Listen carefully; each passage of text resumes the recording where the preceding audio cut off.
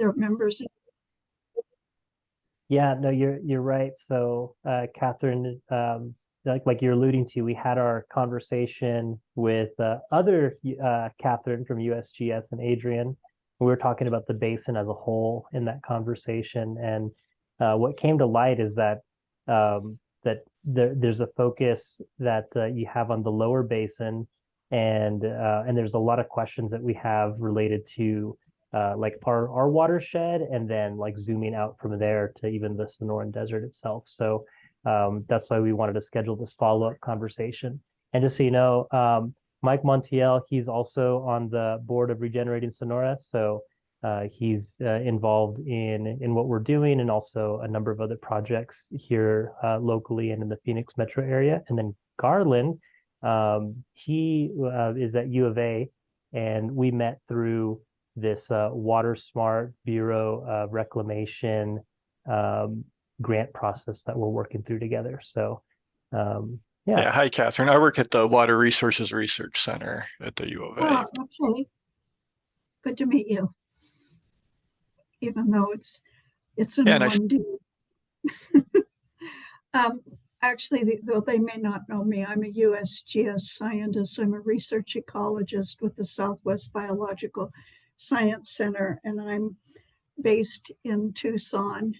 I'm over on the campus in ENRB1. That's on the corner of Park and 6, right next to the Slot Canyon building. Yeah, you're a wealth of information and knowledge. I mean, you have such a great deal of experience. So we're hoping we can bring some of that to bear in context of our place. Yeah, I might have depleted my knowledge with the last call. Oh, I don't think so. One comment, when you, I know a little bit more about your organization now, although I wanted to spend a little bit more time with your website. I wasn't given much information when Kathryn Dahm asked me to talk to you, so I really didn't even know much at all about your group. But you said you have a watershed focus, and I'm not sure. I'm sure Garland probably knows about this, if not the others. But if you've placed your watershed in terms of the HUC levels that are used to discuss watersheds, that might be one way to start kind of at your local scale to look how you're situated within the whole basin. Yeah, could you say more on the HUC levels?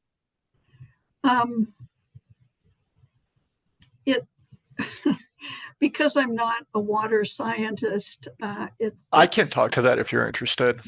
Thank you. Yeah, and what we could do too, I'm thinking, just because like Kathryn, we want to keep the spotlight on you here. So maybe Garland, we can get into that at a later time if you're okay.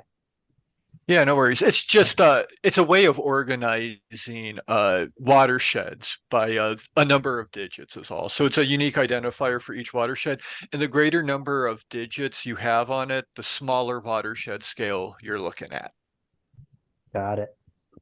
Yeah. Okay. So then, yeah, Kathryn, and it's often used particularly kind of to put areas in context with adjacent areas and the larger areas. And so Garland mentioned, smaller units. Basically, each smaller unit is kind of dividing it up more and more, getting down to, I don't know, you said Queen Creek, whether at what level that would be on a HUC, but on a map you could look at those orders. And with your level of experience, Kathryn, would you say that like, did you ever in your work get into the Queen Creek watershed? I mean, it sounds like you did with that with your work with the cactus. I must have been in that watershed, but actually that work, a lot of it was taking existing data and compiling it. I did get out there once, and frankly, was it? It was ADOT was doing an expansion of the road. And as part of that expansion of the road, some cactus were being relocated. So it was actually with some ADOT guys, and we were just like climbing way up on the cliffs. So not particularly looking, we were in the watershed, but way up on the cliffs. So my focus wasn't as much down on where the water was actually could be flowing.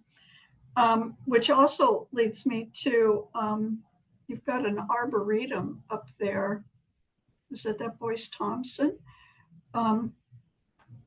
And they, I know with that particular project that I was working with on the Arizona cactus, hedgehog cactus, they were doing some work and seeing kind of the horticultural techniques of transplanting them.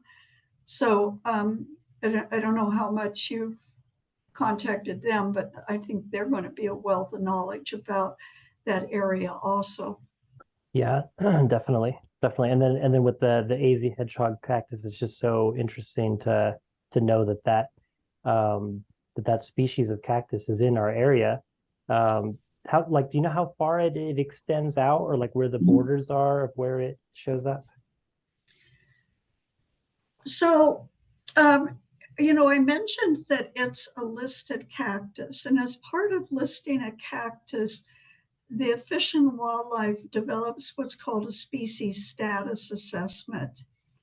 And species status assessments talks a lot about the species. Also included is often a wealth of information about the area in which the species occurs. At the time I worked on the project, the species status assessment was in draft form. And it was based a lot on, the Fish and Wildlife are charged with using the best available information. So, part of that was how, I got the project to compile the data together from monitoring data. But they also had survey data, and this has been a really busy time for me. I was going to look this up. There was a man who has worked, he's done contract work for Fish and Wildlife, and he also was involved at least with developing the draft of the species status assessment, and he has hiked all over that area. I mean, if we want to talk about somebody that knows on the ground, I'm like, was a tourist visitor, science tourist one time. So he's somebody, who's going to have a deep knowledge about the plants. So finding that species status assessment, I think they finalized it. I don't know if any of you have looked towards that data source. I know the Fish and Wildlife lead for that project. I'm going to make a note for myself and see if I can find that and send you either the link or send you that, because and I know I really appreciate that you guys kind of want to look at kind of deep knowledge of your watershed and how it fits in.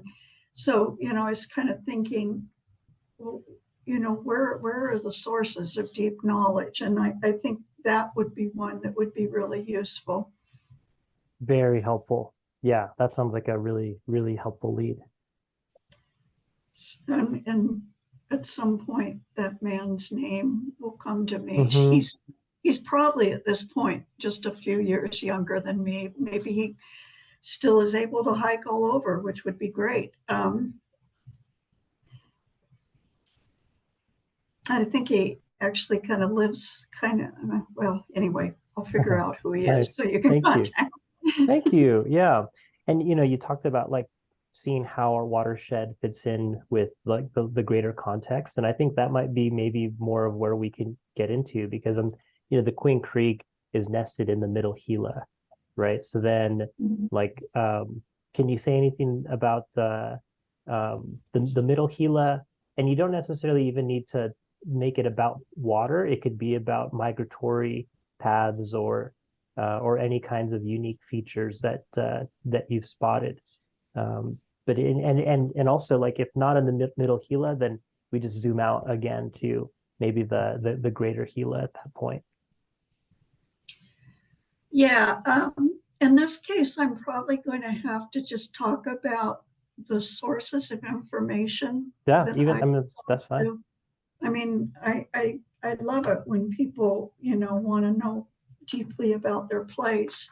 And I don't know deeply about your place except knowing it exists. And on a very broad scale, the gap analysis program has looked at distribution of species widely. It's on a very local scale, maybe not very accurate, but it they've mapped the potential distribution of vertebrate species broadly. And they have a website. I don't know if you guys are dealing with GIS type analysis, or you're basically just a little bit, yeah. Okay, they have GIS coverages that you can download, but then if you wanted to know what GAP was saying for what species might be in certain areas, you would have to take those maps and cookie cutter them to whatever your, the outline of your area of interest. Of course, Arizona Fish and Wildlife, Game and Fish, rather, are the ones who are dealing more with species on the ground in terms of their management. So, I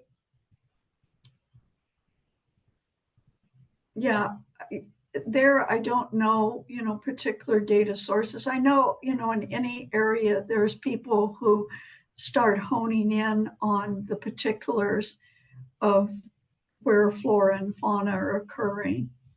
And my approach to learning more would be go to the sources who I think, are dealing with that. So I already mentioned Fish and Wildlife. I was dealing with just one endangered plant in that area. I don't offhand actually know of other plants that might be in that general area that are endangered. They always have the candidate species, and I'm not fully aware of all the candidate species, so I can't speak to that. And then on the animal side, because I'm not a wildlife biologist, it's a little hard for me to address that. But I'm actually quite sure that, there'd be bat species that could probably be of interest. There's a lot of bat species in Arizona, and a lot of them are having problems. Let's put it that way. We do have some bat biologists within USGS, but I'm not sure if they have particularly looked at bats in those areas. While I'm speaking, I'm actually thinking of data sources that can help you. There's something called North American Bat, where people are putting occurrences of bats into a database, and it's an online source. So I'll look for the link for that, and you could then query it to see if there's been, somebody who's particularly looking at bat occurrences in your area. So there was the Fish and Wildlife, there's USGS, and then, like I mentioned, the Arboretum and the Desert Botanic Garden, both could have people who are doing more very localized, specialized studies in the area, and those would be the sources for that. How far, the Tonto National Monument, or State Park? We're in it. you're in it. Mhm. Okay. Cool. I'm on the steering committee of the Arizona Monarch Collaborative, and both times I've missed this, unfortunately, but we've had a couple of, we had a training on monarchs at Tonto State Park fairly recently, and also have been in communication with them because they've been doing a lot of focused work on pollinators and attracting monarchs. So I know that there's rangers there that really have been looking closely at, and I'll say the wildlife because I consider monarchs wildlife, but and other pollinators there, and they could be a good source of regional, local watershed information. Really, really good point. Yeah, Miracle. I have two things to say. The first one would be a comment on the bat information. That would be really cool because I've been talking to a couple of people about like what October's planning party looks like, and a couple of people, including Chris, were talking about putting up a bat house. And that would be really cool to like find some information on how we can like help that bat population and what we could do just in our community garden. And the question that I had for you is what is the process of a candidate species becoming an endangered species? Like what's that turning point that makes them endangered? Okay, hold on 1 second. I can speak from my observation. Well, actually, let me talk about the monarch because the monarch is a candidate species, Wow. right? Jeez. And I think different species take different paths. So the monarch, Fish and Wildlife, a lot of times they're sued to consider, it's called a petition to consider a species, and they have a particular process that they have to evaluate. They're very, very understaffed, so it's a time problem.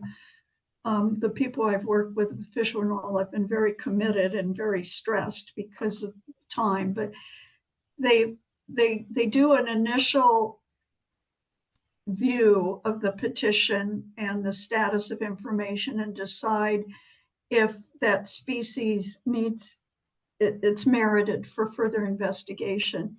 And I think they have what's called a 12-month finding. Again, I'm not totally clear on that process. Along the way, if Fish and Wildlife decided this species needs to be looked at in more detail, this what I call the SSA, the species status assessment, is completed, where it's a major compilation of all the information on the species. And a lot of this has to be published in the Federal Registrar. I'm not sure. So with the monarch, this work was done, and then within Fish and Wildlife, and it has to be at some higher level, they decide if listing of the species as threatened or endangered is merited. In the monarch's case, they decided it was merited, but once a species is listed as threatened or endangered, then a whole nother set of actions are needed. Critical habitat, or the conservation, different conservation measures. So with the monarch, they decided it was merited to list it, but it was, oh gosh, what's the word? Precluded, meaning they had so many other species lined up that needed to be addressed immediately that there was nothing they could do. So it became candidate, and it's going to be looked at in I think the final decision on listing was going to be in 2025. That doesn't mean that nothing has happened, because they also use that chance to encourage a lot of actions to, first of all, find out more about the abundance and population swings in the species.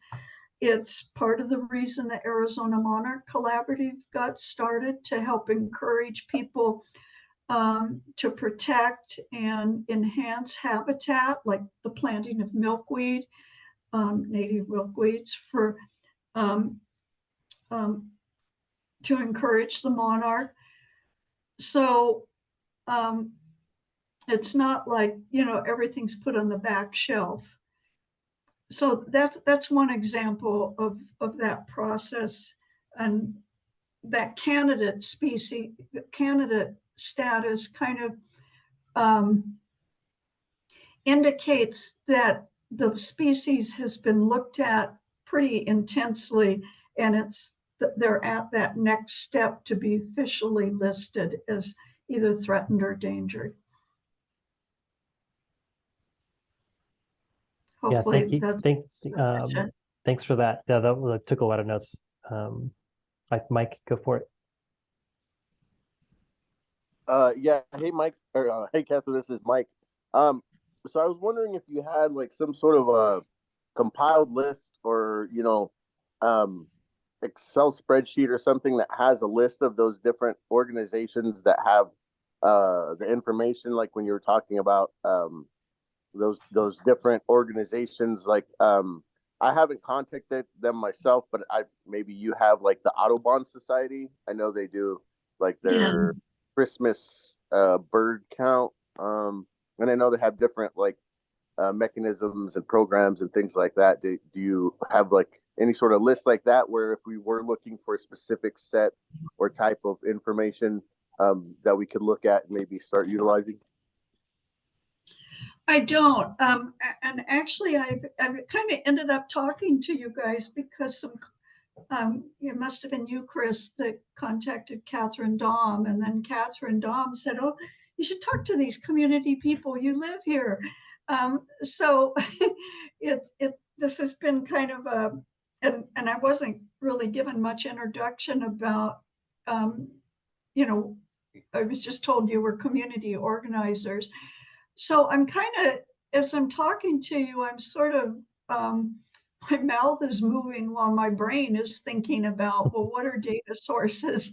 Like if I wanted to start really digging in and, had free time. And so, I could, after this meeting, kind of make a list of the things I'm thinking of, that if I wanted to find out, if these organizations, what additional information they might have for, particular interests I have, or there are places that might have people that have much deeper information than myself. So, if you give me a couple days, I can kind of make a list of that. Dang, thank you. You got to give me a few days. In fact, it might Hey. even wait till this weekend. That is completely fair. Yeah, that's sweet. Thank you. Yeah, that would be amazing, Kathryn. Thank you. Mm-hmm. I was remembering our last conversation, and it really struck me when you were talking about, with all the climate change and like existential risks that so many species face, that like one thing that you really cared about is just recording what's there. Like, do we even just have a record of what's been here?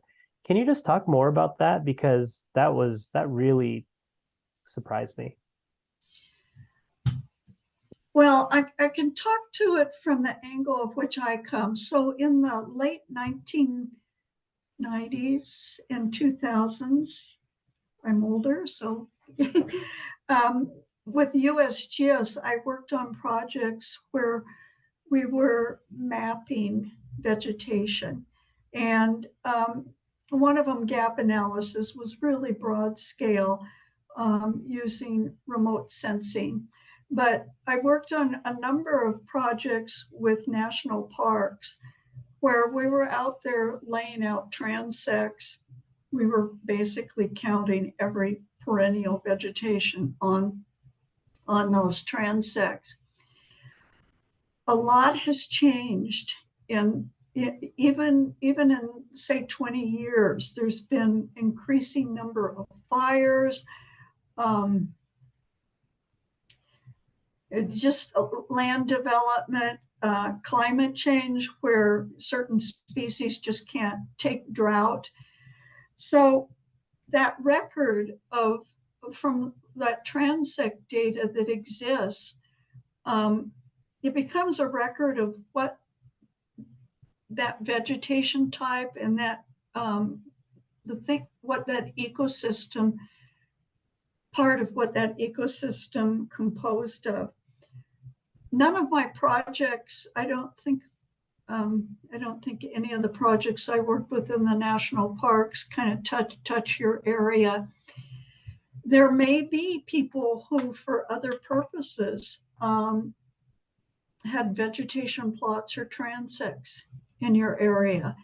And here I'm really drawing a blank, and it would probably be the arboretums or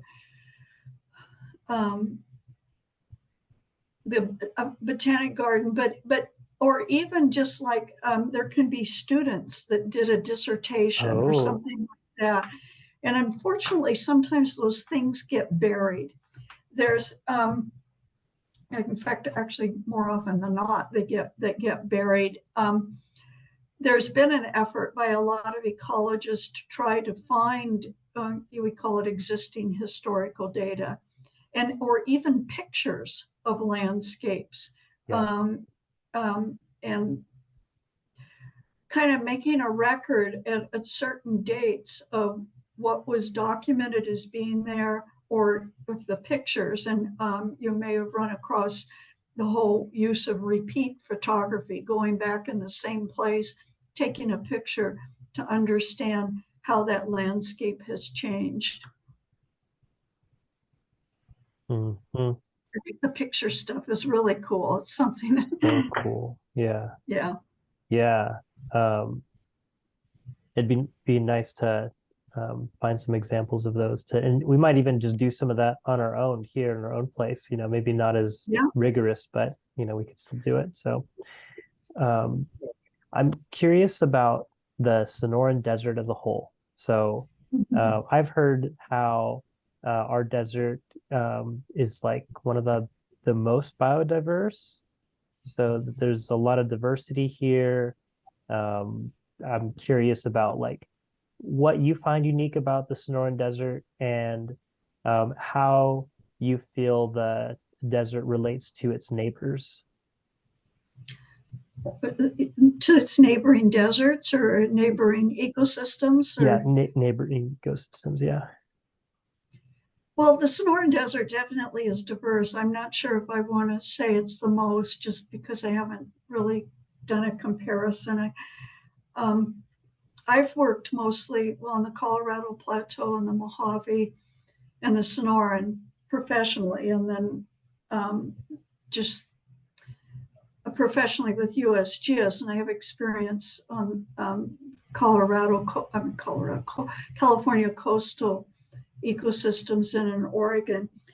It's certainly unique in terms of the adaptations that the plants and animals had to make to exist here.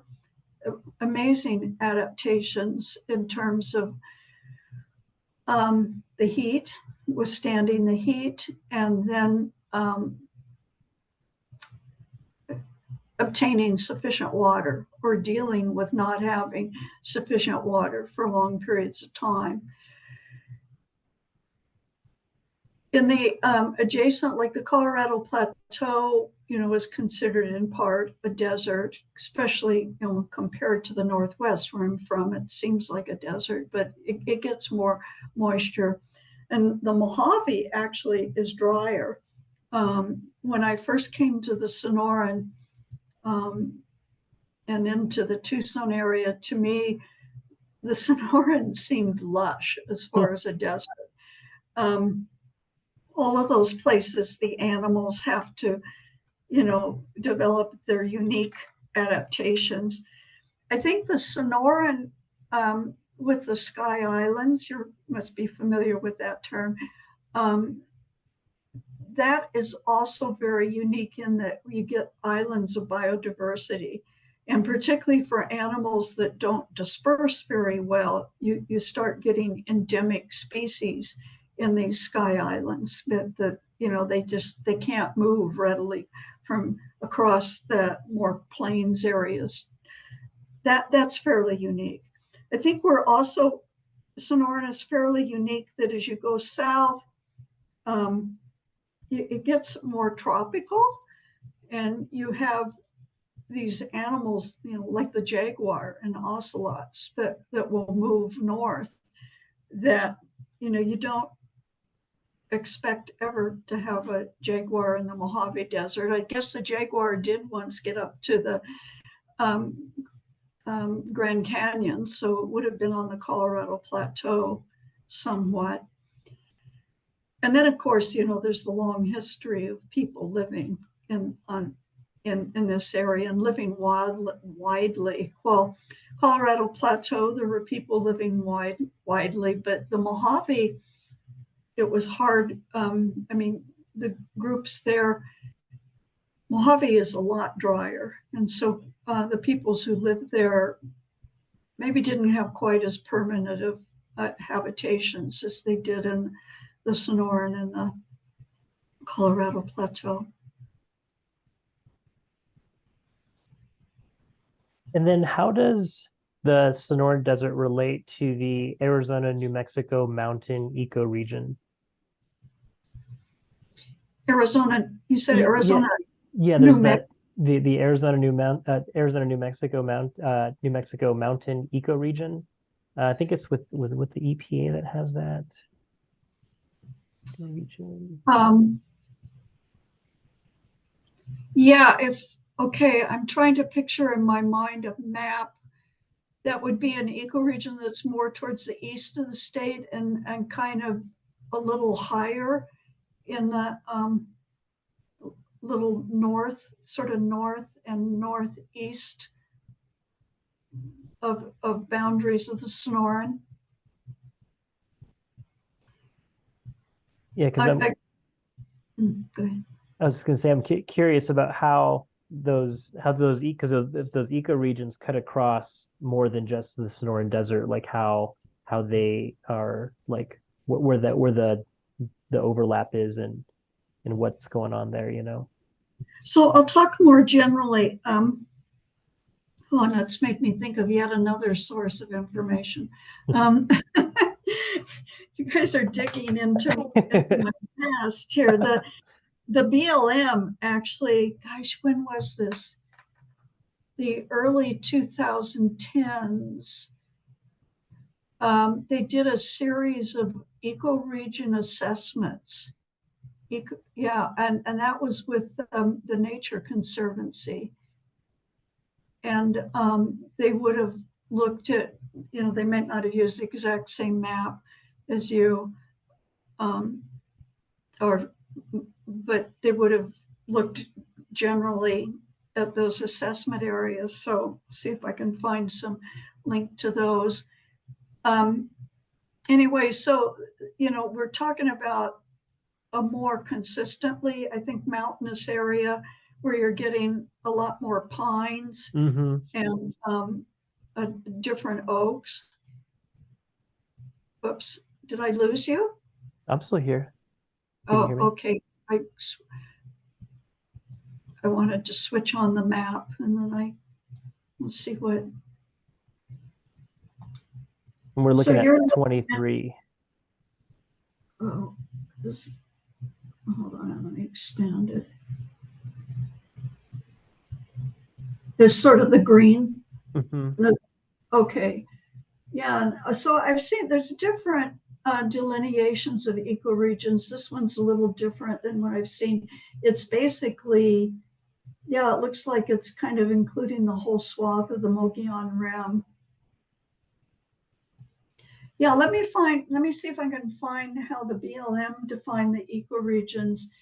It's really an interesting area. I mean, I think it's great what you're doing because there's, you know, I I actually don't know by looking at this map if you guys are definitely in the Sonoran or if you're in that Arizona, New Mexico ecoregion. I'd say no matter how we look at it, we're definitely on at this interface edge point. Yeah.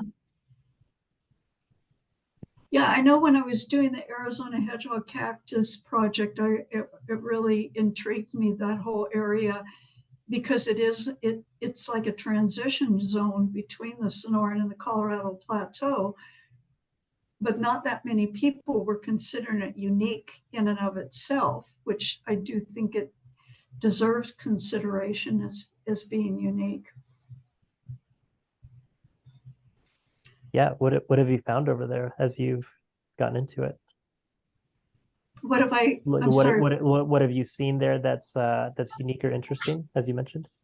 Oh, just to me, on my geography side, that when I was in the area working on the Arizona hedgehog cactus, just recognizing that it was a transition. And so at transition zones, a lot of interesting things go on.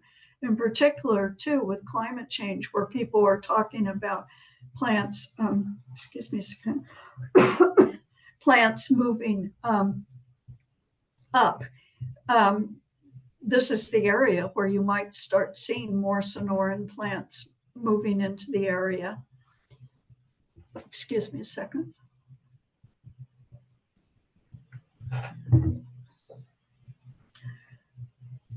Yeah, so when you talked about that region, I'm used to using, I'm not, you said this was EPA? Yeah, there's also, I think it's called Bailey's ecoregional areas. The Nature Conservancy has done a lot of work.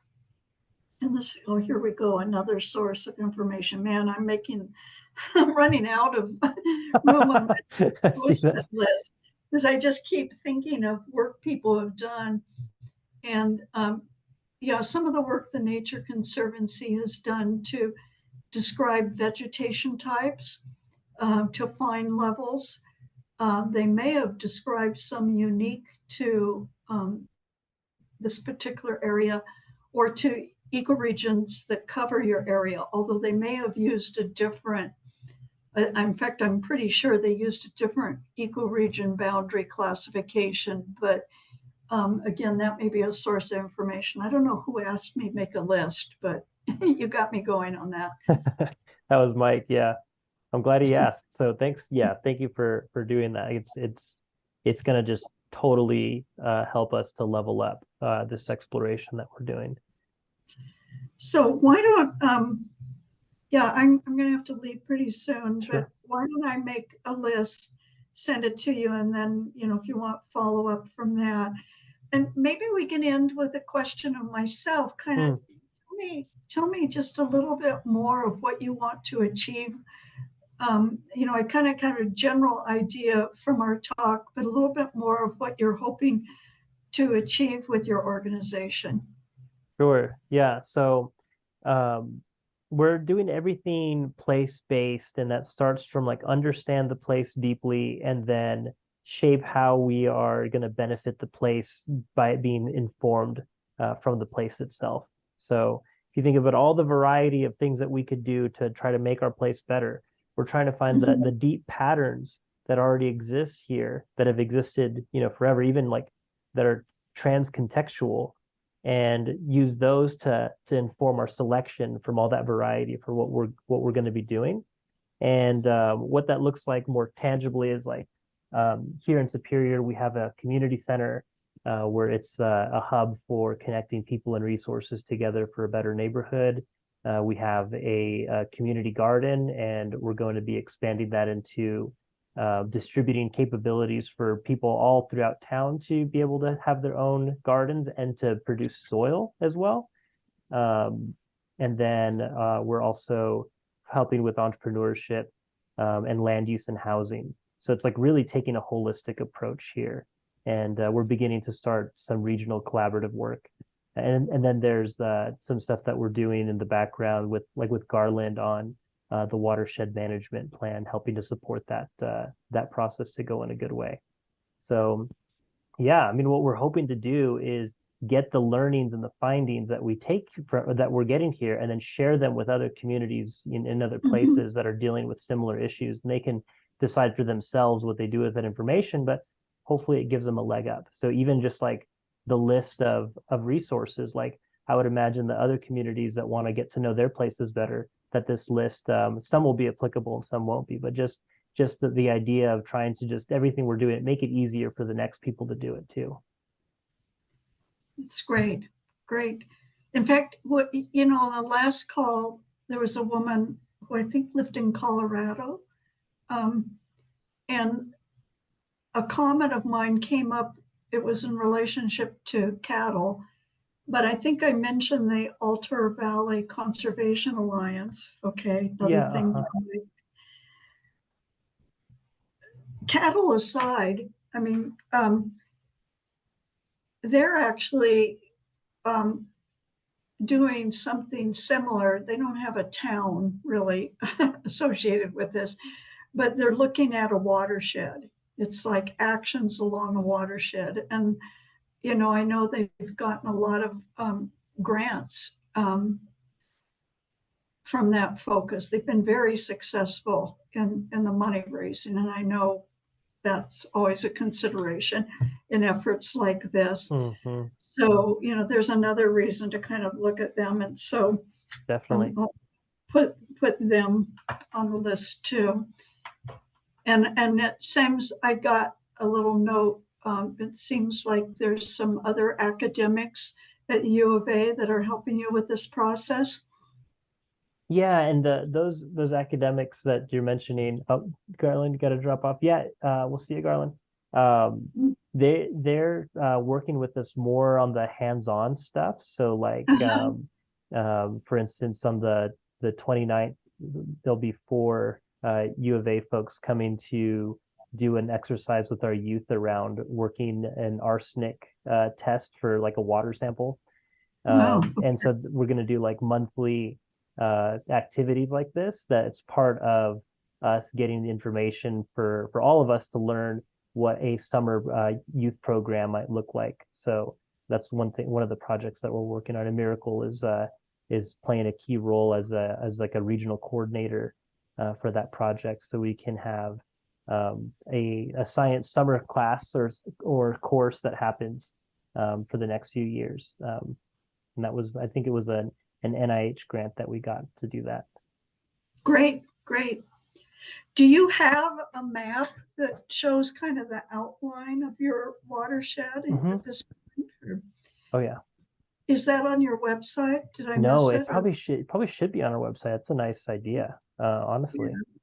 Yeah, but I can send that to you for sure. That'd be great. Yeah. Okay, well, let me make my list and I'll send it to you, and we'll see where we go from there. Okay. Awesome. Thank you so much. Yeah, just really appreciate it again. This was really helpful and we learned a lot. Good. Yeah, and I really learned too. Thanks, Miracle. Yeah, have a good one. Thanks. Bye-bye. Yeah.